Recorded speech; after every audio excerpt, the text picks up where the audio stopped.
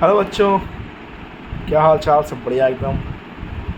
बहुत लंबे समय के बाद आज फिर से मैं एक वीडियो शूट कर रहा हूँ। और ये जो वक्त है, जो काफ़ी लंबा अरसा बीत गया, मैं यूट्यूब पे आपके बीच नहीं आ पाया था। लेकिन अब दोबारा से वीडियोस आएंगी।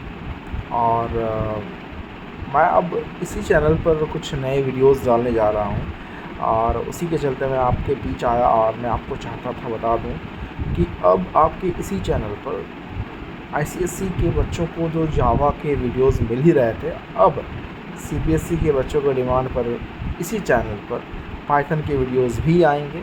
पाइथन के बेसिक से लेकर के एडवांस तक सारे कॉन्सेप्ट को हम लोग इसमें कवर करेंगे, जो एकेडमिक्स के लिए ज़रूरी होता है बच्चों को। सीबीएसई 9, 10, 11, 12 हर एक चीज़ को कवर करेंगे हम लोग, फ्रॉम बेसिक टू एडवांस।